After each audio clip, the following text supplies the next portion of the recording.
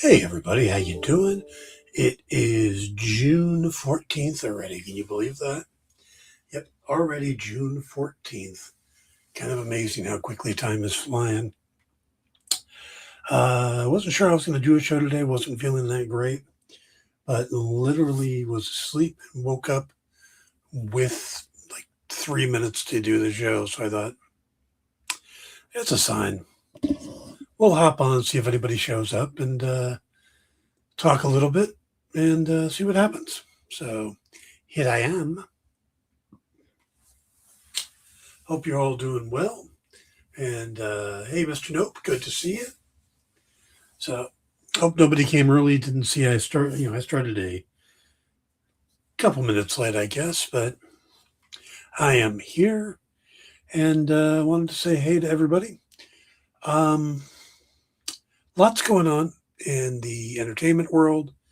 Lots of Batman news, which, well, let's rephrase that. Lots of Batman rumors and a lot going on with that. I have started to rewatch the Daniel Craig James Bond movies.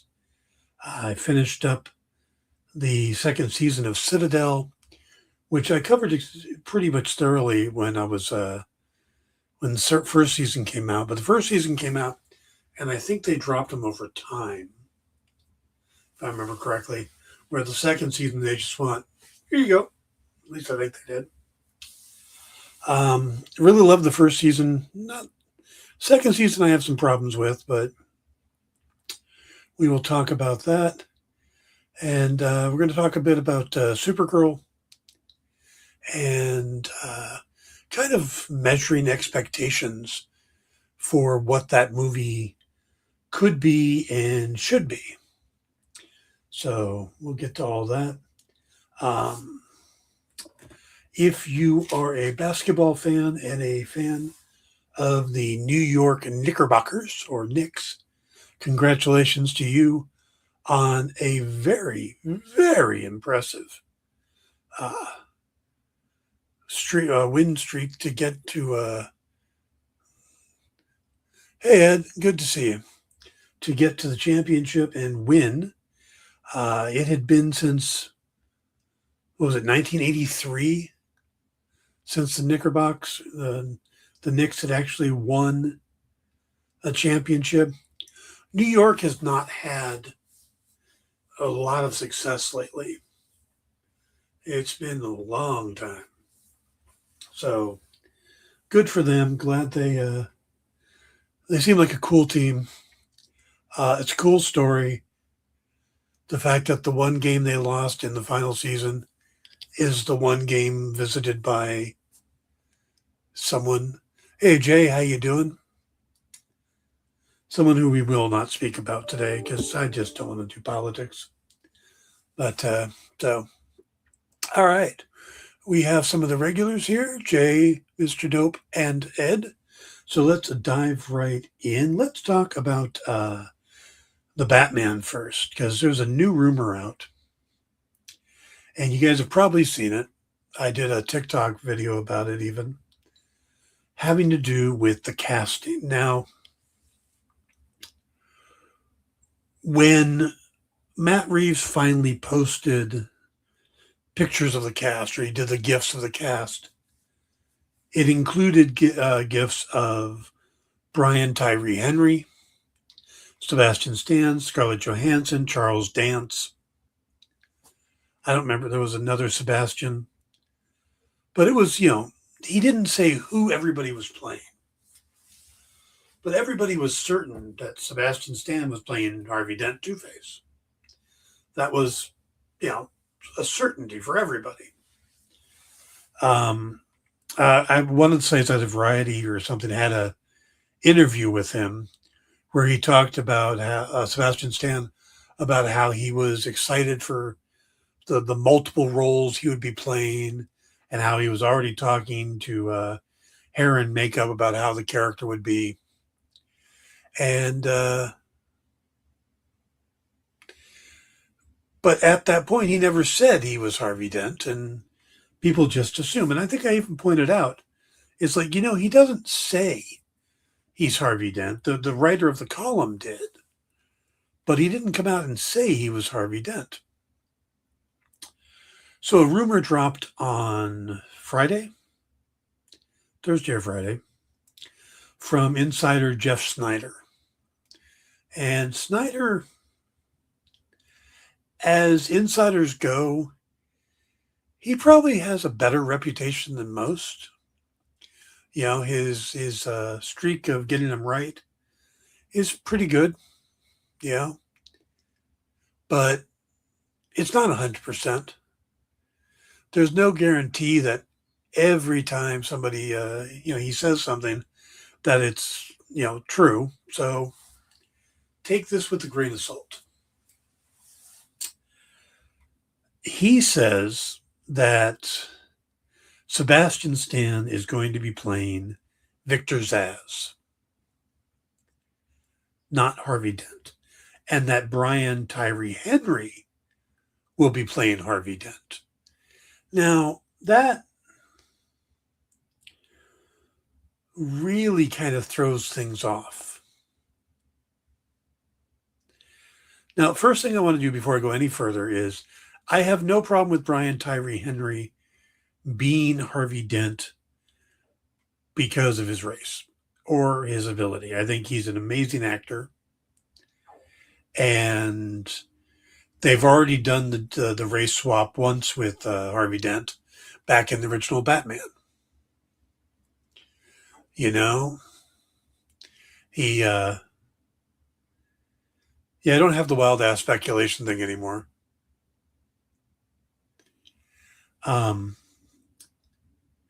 Billy D. Williams was cast as Harvey Dent in the original Batman series. So that I don't have a problem with. Facially, Brian Tyree Henry has a round face, like me. And Harvey Dent, to me, has always had a very angular, chiseled kind of, cheekbones and stuff. And that's not really that actor. So I have a hard time picturing him as Harvey Dent, or as Two-Face, rather. But again, if that's who Matt Reeves went with, that's fine. I have a hard time seeing it, but that's fine, because Matt Reeves cast Colin Farrell as the Penguin, and it was phenomenal. So, but let's talk about the possibility that Sebastian Stan is Victor Zsasz. Zsasz is an interesting villain. Now, first thing, one of my favorite things about Victor Zsasz is technically he has a name just a smidge off of another DC character, a DC hero. If you know your DC characters, you know that Victor Zsasz, spelled Z-S-A-S-Z, is the Batman villain and serial killer. But Victor Zsasz, spelled S-Z-A-Z-S, the S and Z's are flipped, is the birth name of Charles Victor Zsasz, who goes on to be the Question. Yep, Jay's right there with me. So, could Sebastian Stan be playing the Question? That would be cool. That would be absolutely awesome. But, and I could see them wanting to go into makeup and hair and figure out what it's going to look like. And I could see them doing like why he shaved his head so they could do a proper mask or head sculpt. And yeah, that would make sense. It doesn't make sense for the story that they're talking about, because Matt Reeves has said that this next one is going to dive deeper into Bruce Wayne's background and focus on Bruce Wayne. So I don't think adding the Question would make a lot of sense. But that also doesn't really, I mean, Victor Zsasz, the serial killer, doesn't really fit into Bruce's history either. So the character doesn't make a lot of sense from what Matt Reeves and Sebastian Stan have said. He's also, Sebastian Stan talked about the many roles he would be playing. And that would make sense with Harvey Dent Two-Face. So either Stan was kind of fibbing, Jeff Snyder's contacts were wrong, or I'm going to give you a third one here, an absolutely crazy third one. This is the wild ass speculation that, there it is, wild ass speculation that Jay wanted. What if we're going to get a Harvey Dent that has more than two personalities? More than just Harvey and Two-Face. What if there's a personality that's out there before he gets the acid in the face? What if he's also Victor Zsasz? What if Harvey is doing his job and all this other stuff, but he switches sometimes and takes on the persona of Victor Zsasz and kills people? And we work that way, and that's kind of the parallel story running until something like, I don't know, he's doing a trial for the Penguin, and old Oz throws the acid in his face, and that's when Two-Face comes out. And then you have three roles. I have no idea if that's true. That is just blatant wild ass speculation. But Harvey's a friend of Bruce's, so that would take care of the Bruce connection. His father, Charles Dance, could be part of the Court of Owls. Scarlett Johansson could be Gilda, and that connection. So all of it starts to fall into place. And what about Brian Tyree Henry? Well, what if he was misheard, and instead of playing Harvey Dent, he's playing Harvey Bullock? The detective that works with Jim Gordon. All those pieces kind of fall into place.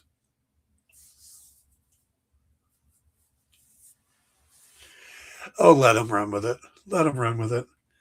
At least I get my name out there, right? So yeah, that's again wild ass speculation. But the fact is that no matter what we think we know, Matt Reeves is going to do the story the way he wants to do it. That's what he did. I mean,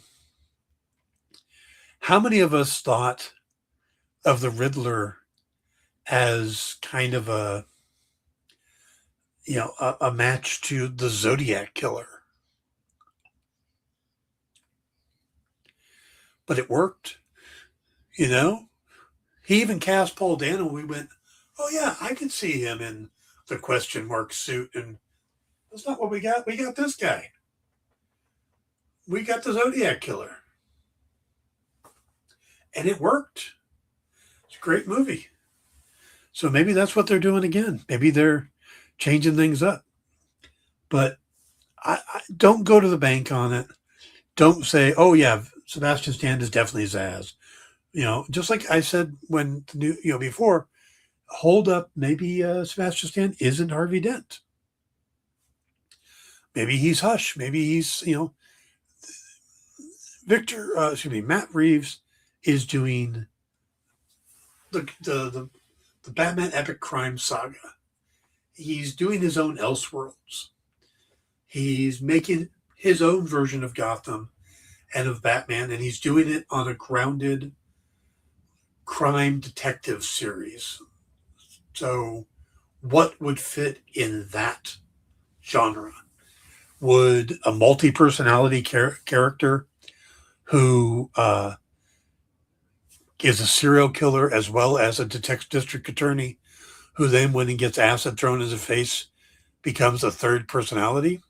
Yeah, I could see that in a Humphrey Bogart type movie. You know, yeah, where they're told you, just woke up, guys. Sorry, where they're looking for a killer and he's hiding by being somebody helping the police look for him without knowing it, without him knowing it. I could totally see that. And actually, if Matt, if you do hear this and I'm wrong, but you think I should be right, you got time. It's your script, buddy. So, all right, let me catch up on felt like Seven as a superhero film in a way. Yeah, that's what he was doing. And but there was a lot of things they did with Riddler that really were straight from the Zodiac Killer. The cards that he sent and the cipher, those are literally straight out of the Zodiac Killer playbook. Hey, Chuck, welcome. Good to see you. So take that news as you will. And again, it's just a rumor. It's Jeff Snyder's rumor. Others have come out to confirm it, but when you have a bunch of people who are trying to build this cottage industry on insider information, when somebody really good or who is usually pretty right comes out and you confirm it, are you really confirming it, or are you just gambling that person's going to be right so you can say, see, I was right too? So and then another person came out, I don't remember who it was, but said that DC was putting out false information to try to protect the mystery. And they might have been reacting too, just saying, just to throw it off. But that I would do that if I was putting a murder mystery out. My God. My idea for doing a Doctor Who is to do if I was going to take over Doctor Who, is I'd do it as a shell game. I think I mentioned this last time, is I would just have it go through a bunch of different actors over a couple episodes where the regeneration is unstable and it's going through familiar faces and some unfamiliar faces. And partly it's caused because the Master and maybe the Ronnie or something are all regenerating at the same time. And it's kind of doing a 3-card Monty thing where it's trying to figure out who the real doctor is, so that when you get to the real doctor, nobody's sure until the end.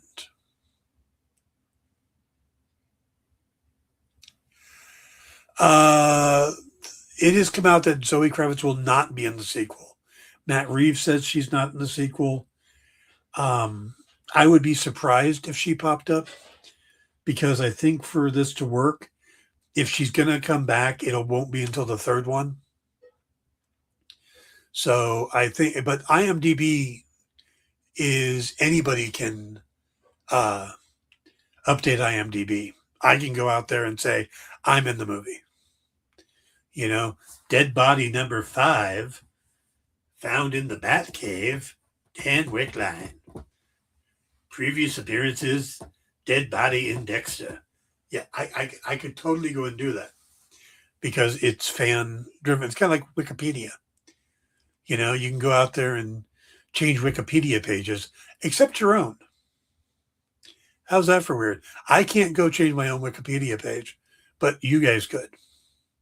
I had to, back when I had an assistant, the only reason my Wikipedia page is even somewhat accurate is because I had an assistant who went out and did it. But I couldn't do it myself. That's weird. So, yeah, take that with grain. Now the thing we can confirm about the Batman Part 2 is they're now officially filming. Matt Reeves posted an image of a dead body on a slab or metal table. Now, this could be in a morgue. This could be in some serial killer's Dexter-like basement. But he showed the clapboard, or whatever they call that, and filming has begun. So we literally have a Batman and a Superman movie filming at the same time. And that does my heart good. You know, especially coming off a really good Batman movie and a really good Superman movie. And yeah, I wish we would have gotten the Batman movie last year, but we're going to get it when it gets it.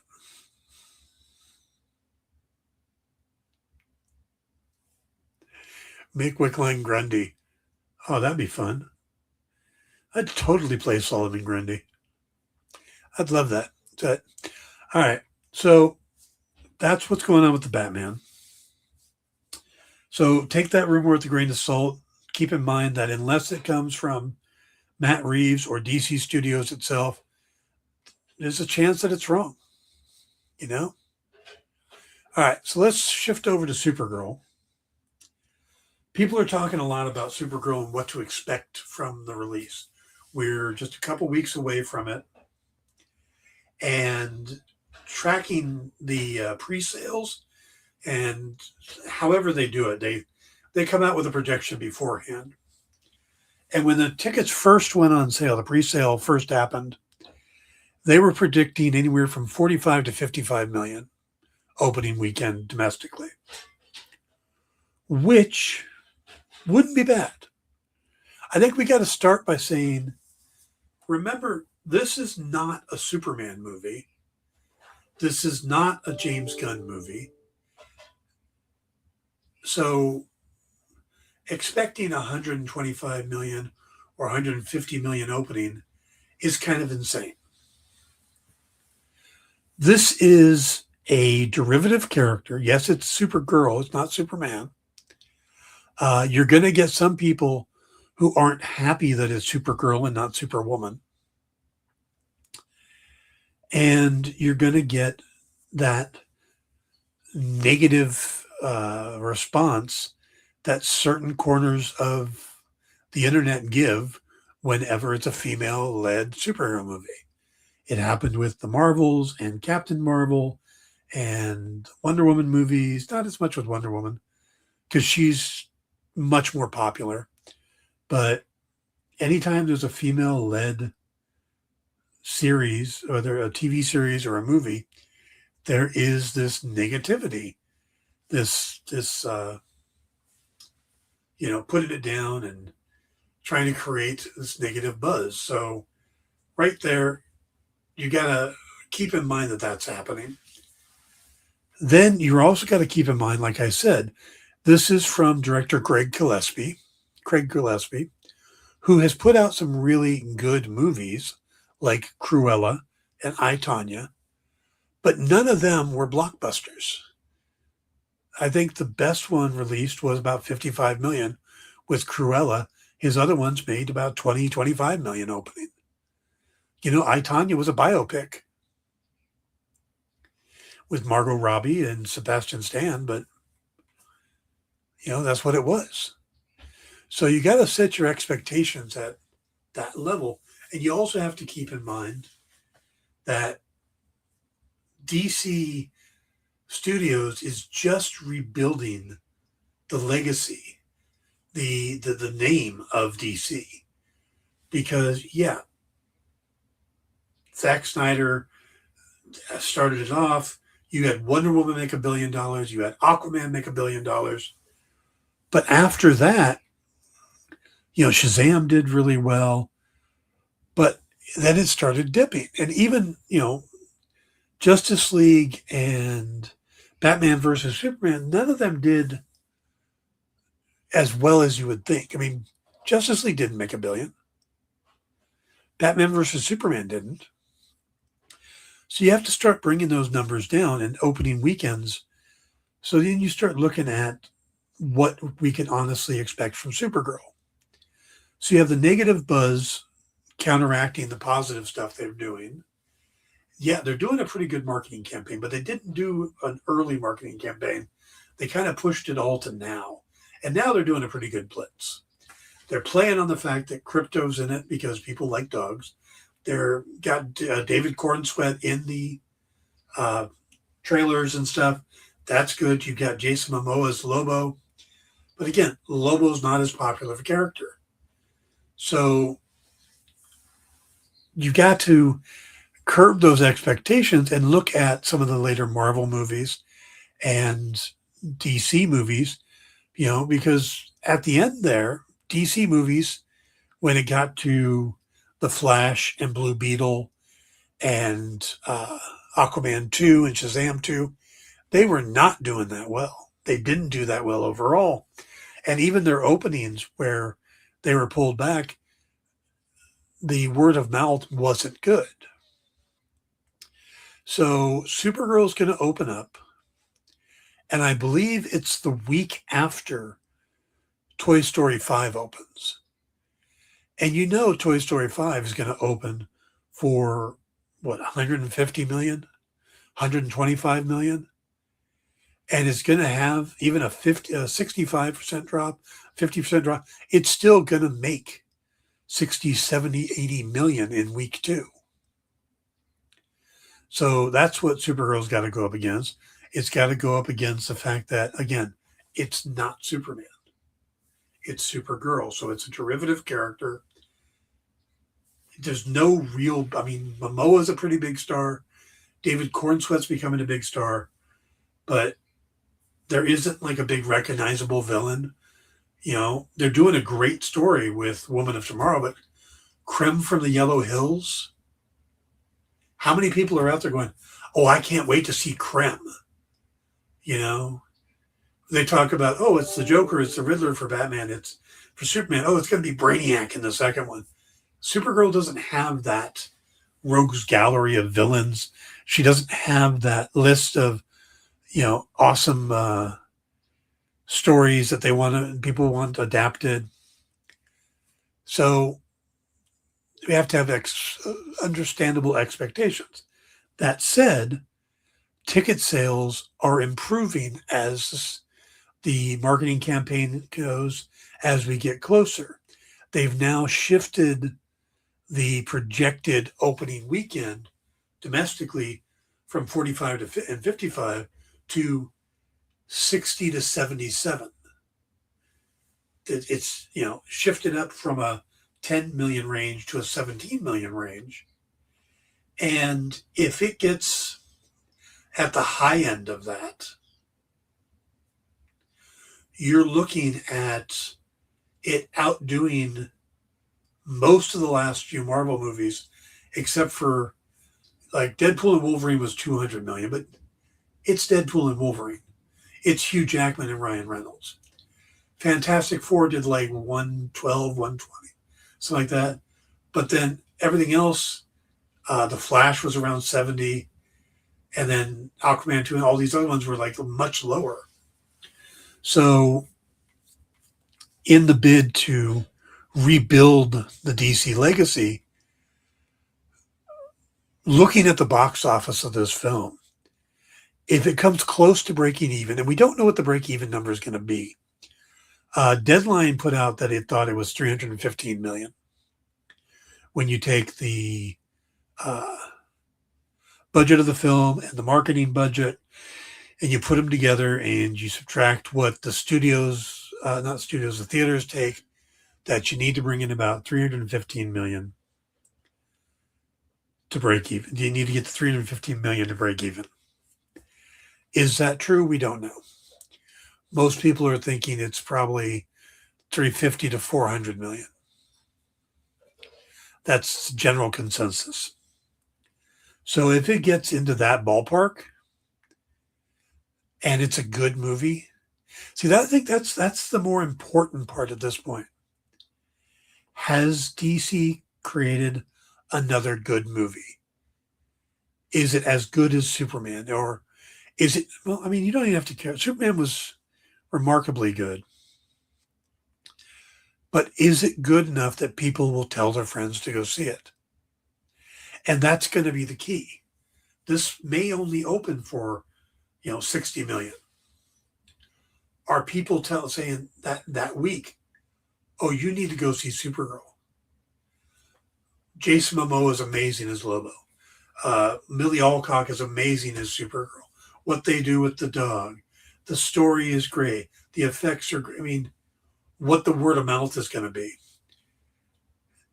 and the reviews and stuff like that. So where are we at on that? Now, DC has already had its media screenings. Now, they're holding off the embargo on when they can post those or at least comment about the film.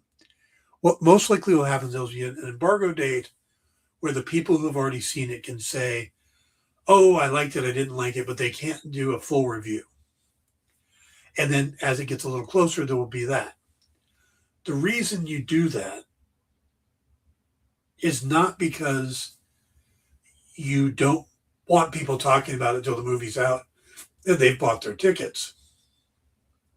Is because you want the most press to hit around the time that tickets are going on, more than just pre-sale tickets where people can just, go. You want that stuff to be live around that time. So putting the screening out so many weeks early, but having them hold it, the holding part makes sense. But putting the screening out so much early, that shows a lot of confidence because, yeah, you've embargoed people talking about it, but you can't hide your reaction to a film.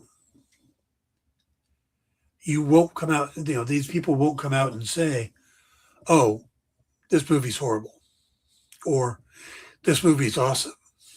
But you can tell when they're covering the news if they're putting negative spin or positive spin on the headlines, stuff like that. You'll be able to kind of get a sense. Also, are there more and more stories about it or less and less? Stuff like that. So to me, having the screening so far out is a sign that DC is confident in the movie. The fact that we're seeing, Lobo and all this other stuff, they know that they've got to get people into the seats. But I think they know the real thing is going to be the word of mouth. So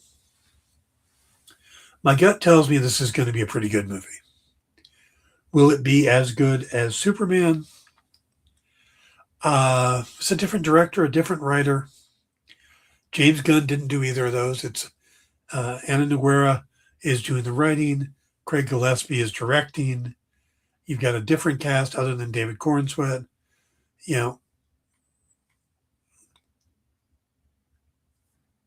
But I think it's going to be a good movie. I think, and I'm going to go see it in the theater. Which the last thing I went to go see in the theater was Superman. So, and the next maybe Man of Tomorrow, depending. I'll probably go see the Avengers and Spider-Man, but we will see. But yeah, so I think expect around the 60 million mark is my guess. I would love to see it do higher, but I think around 60 is probably a fair thing at this point for opening. I think that 400 million is possible when you go worldwide numbers, because if it does 60 to 70 opening, you could probably add in another 40 worldwide. So you're going to break 110. You have it out there for a few, it's possible. And if word of mouth is good, it should definitely break 300 million. getting close to 400 million. Would I expect more than that? I think 400 million is going to be its top end. I think opening weekend 75, 80 is probably the top end. Superman opened for 120, I believe, domestically, and its total was 630. Just pulling the numbers off the top of my head.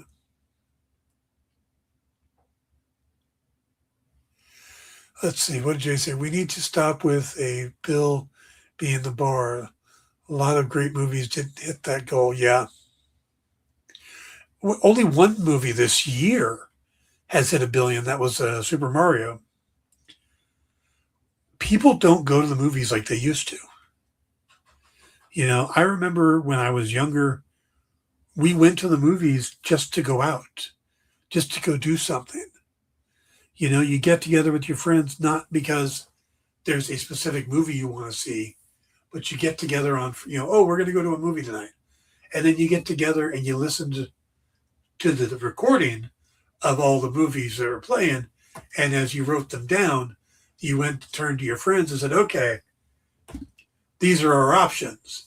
We can go see this Mrs. Doubtfire movie with Robin Williams and drag, or we can go see this other movie, this action adventure movie with Pierce Brosnan, and you just went down the list. And then you looked at the times and went, oh, well, no, that one's too late. So I kind of want to see it, but it's too late. Let's go with this one. Or we won't be able to make that one. So, and still get dinner. And people went to the movies regularly. Nowadays, people go to the movies when it's something they really want to see. It's not the same anymore because everything is so expensive. And we got out of the habit because of the pandemic. So if a movie is doing really well, that's a sign that it's a really good movie. You look at some of these horror movies that are doing great, but those great numbers, they're not used to be great numbers. They're now great numbers. So I think I agree with Jay, we really got to start looking at the box office differently and start looking at the reactions to the movies. The cinema scores are probably the best bet at this point because you look at Rotten Tomatoes. I never really took critic scores as a good sign of how I would like the movie. I looked at the audience scores, but the problem with the audience scores is that so many people can now do it that don't even see the movie. They hate review without ever seeing it. So,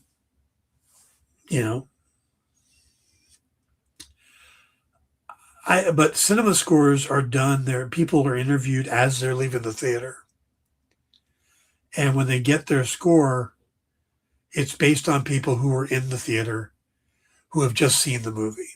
So maybe we need to start looking at cinema scores as a little more accurate. Just a thought. Okay, what else did I miss? They had to stick Lobo, so I said people watch. He's not in the comic, but he was originally supposed to be. You're right. The original Tom King's original idea was to do a what movie was that? The John Wayne movie that was recently redone with Jeff Bridges and Haley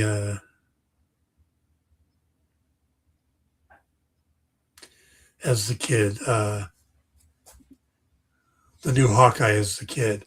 Anyway, that was basically supposed to be that movie with Lobo in the John Wayne or the Jeff Bridges role and Supergirl in the supporting role. And the editor said, well, why don't you just do this as a Supergirl thing and dump Lobo? So Lobo was in the original pitch. But Yeah, Ed says he used to go to the movies 2, 3 times a week when he was in college. See, exactly. Mr. Nope says, I remember looking at the local paper. Yeah, for the listings at the little theater just outside of town. Yeah, we never got the paper, so I had to do the phone. But yeah, the Snyder Gun fan feud needs to stop. Oh my God.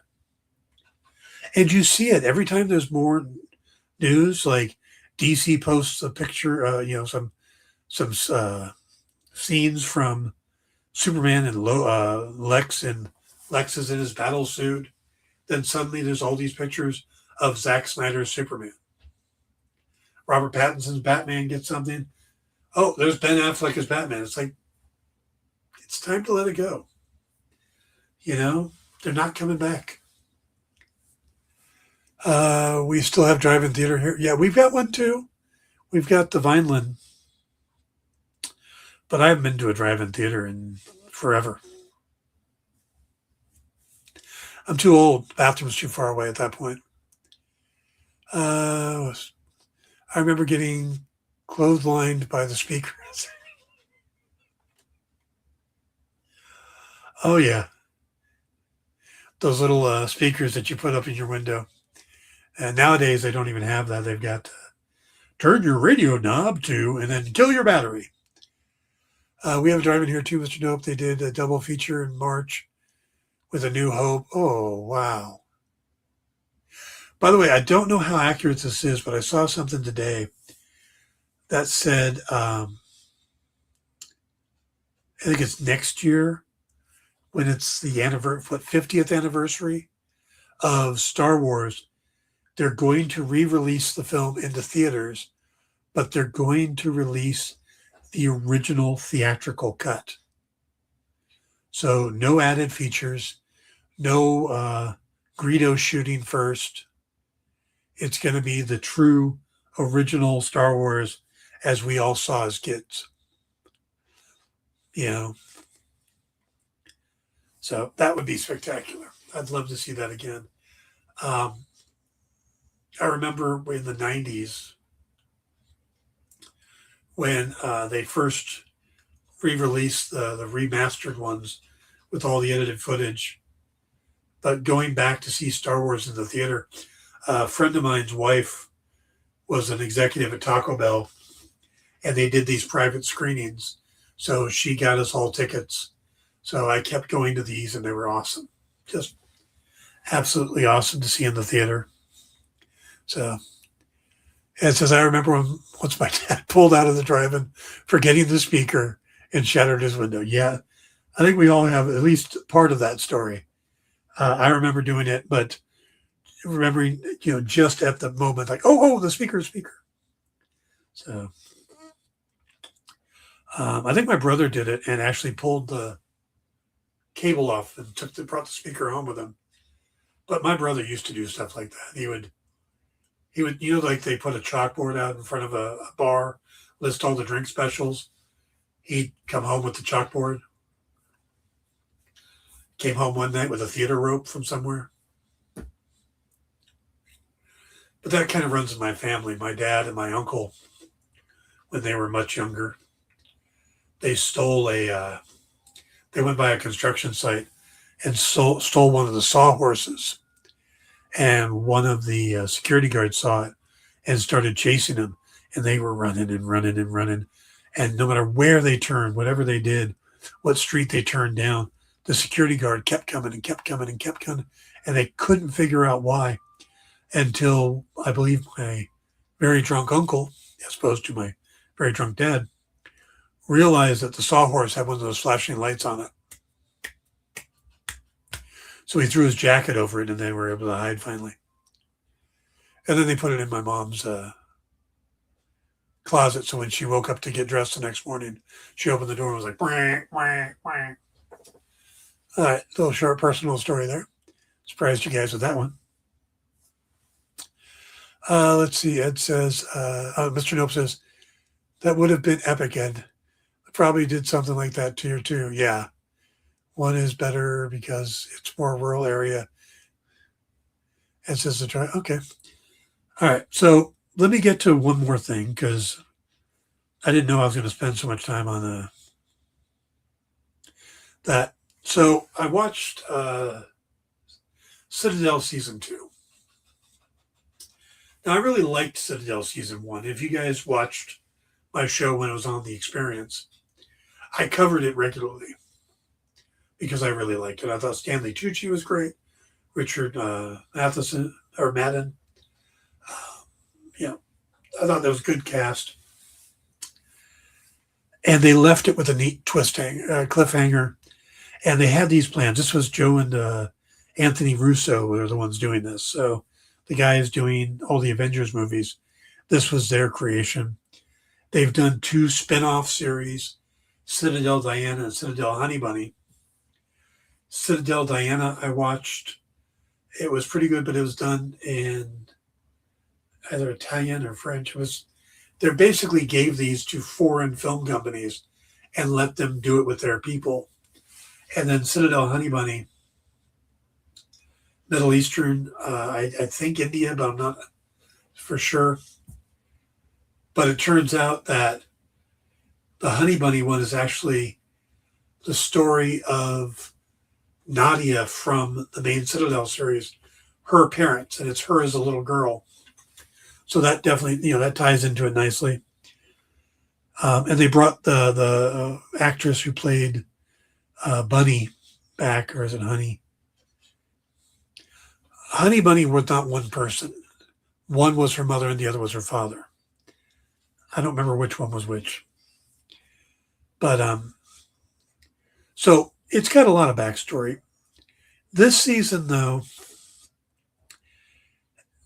and it's going to be a little bit of spoilers, so if you guys haven't watched it, I think they wrote themselves into a corner. They brought in a couple characters who I thought were annoying. Well, one particular. And I'm not sure why they did, but I was with it. And then we got to the last 3 episodes. And it got to a point where it felt like they wanted to do as many twists as possible. And in doing so, it got to the point where you weren't enjoying the story anymore. You're just waiting for the next twist. And in the first season, Richard Madden's character of Mason Kane, or Kyle, was the main character. And everybody else kind of worked around him. And Nadia was pretty much a main character, and Bernard were. But it was slightly driven by Mason Kane. In the second season, Mason becomes so conflicted between these 2 women that he loves and keeps getting pulled one direction and the other, back and forth, that it made this interesting love triangle. At the same time, where not only did the women love him, but they also hated him for things that he did, lies he told. And it was kind of interesting. And I wanted to see how that was going to play out. And this is the spoiler part. They never show you.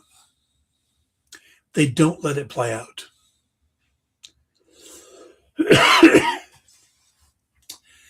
The character is, let's just say, removed from the board before a resolution is shown. And that disappointed me. And it happened in the penultimate episode.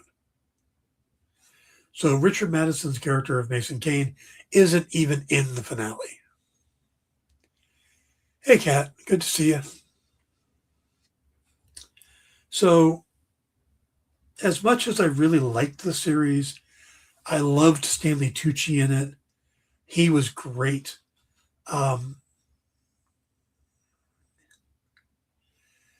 They did things that were questionable. There was a whole Manchurian Candidate thing they did, but at the end, when it became time to find out who that character was, it didn't matter. It literally could have been anybody. They got so twisty turny and were so focused on the twists that they forgot just to tell a good story. So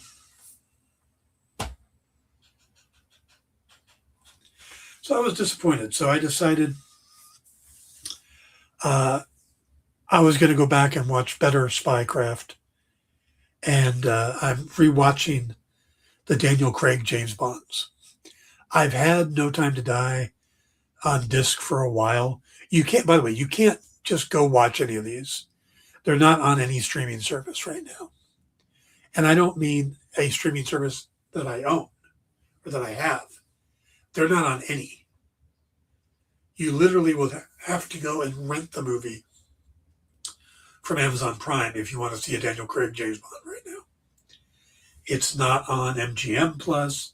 It's not on Amazon, Netflix, any of those things. None of the Bond movies. But the Daniel Craig one specifically.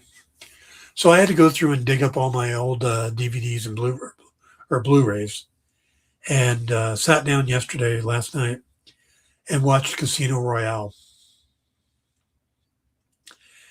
And for me, and this is, it's a little controversial, but to me, it's the best James Bond movie, period. My favorite song, You Know My Name, to me is my favorite James Bond song. There's some great James Bond songs. This is not to belittle any other James Bond song or any other James Bond actor.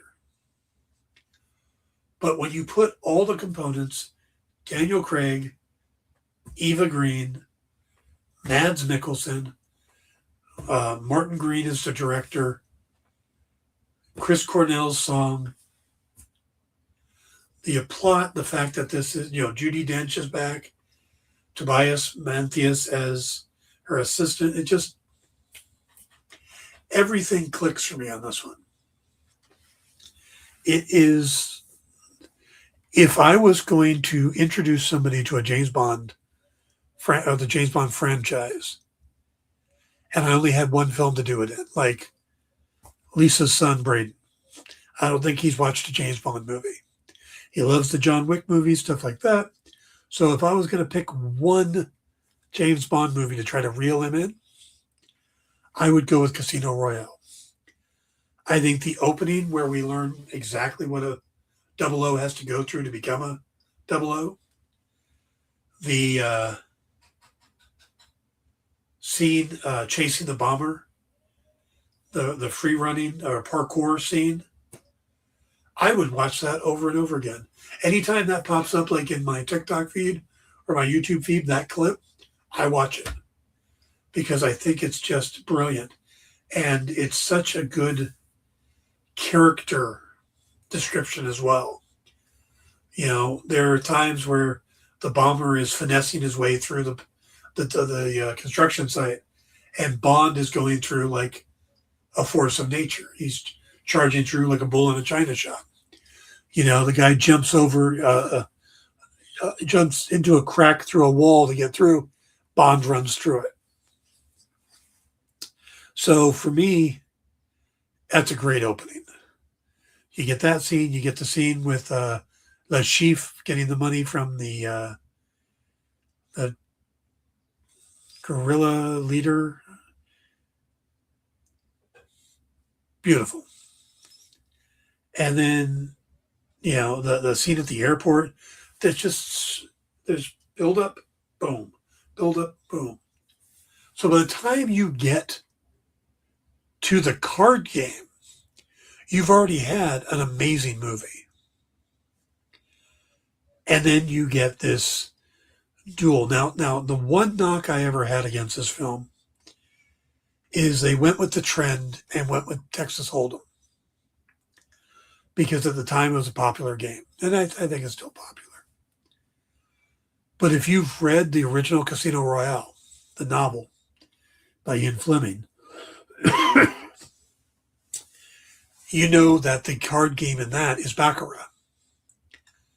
And Baccarat is not that popular, but it's an interesting game. And I remember listening to the audiobook of Casino Royale while I was driving up and back to a convention in San Jose. And as I was listening, I was listening to them describe how to play the game.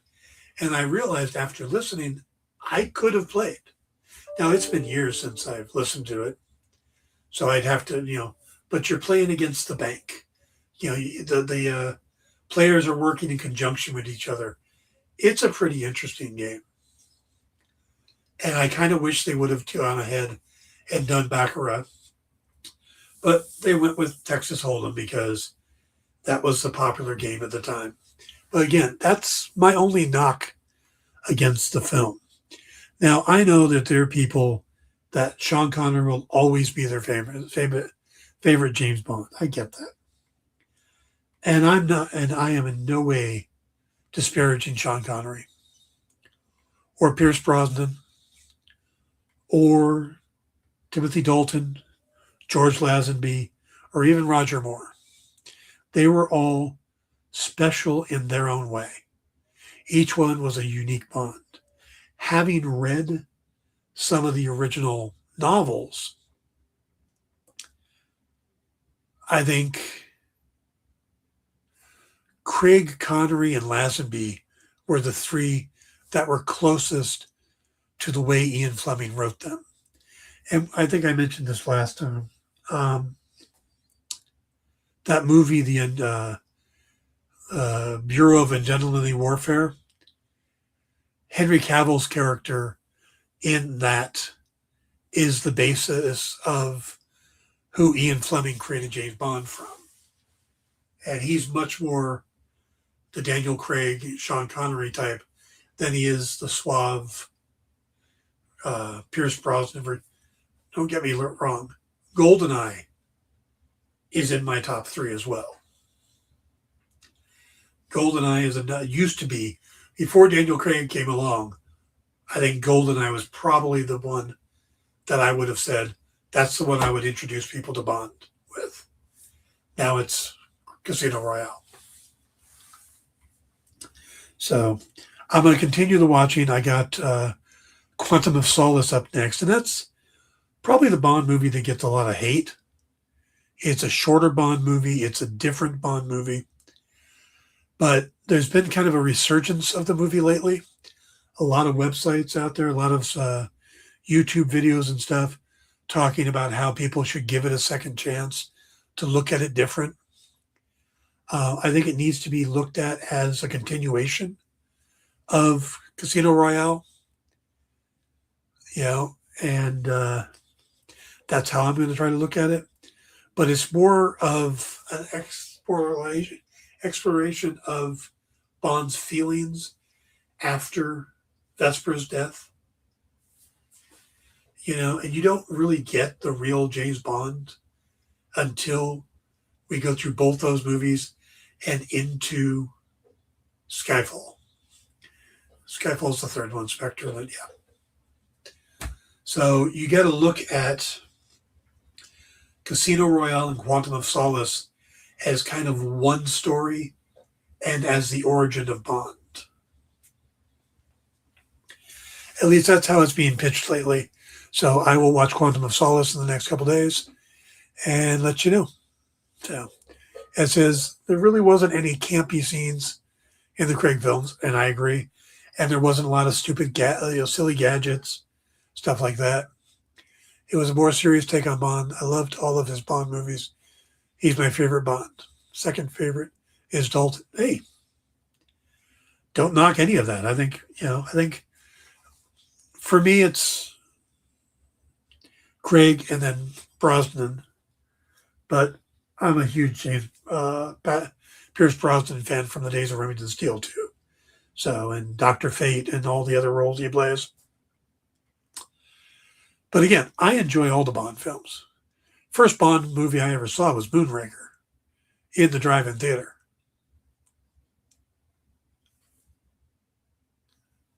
Skyfall gets stuck in your head. I can see that. Yeah, see, that's the thing is, it's kind of like for a long time with the Marvel movies. You could have the one that you go, oh, that's the worst Marvel movie. But it was still better than a lot of stuff out there. The James Bond films, even when you get to the ones that you think aren't as good, they're better than a lot of other stuff out there. So, and I do think Daniel Craig is a Bond of his time when you have movies like, well, at the time, The Bourne Identity and the Bourne series, kind of shifting it to this more grounded, violent, rather than spectacle and suave. And so, all right, guys.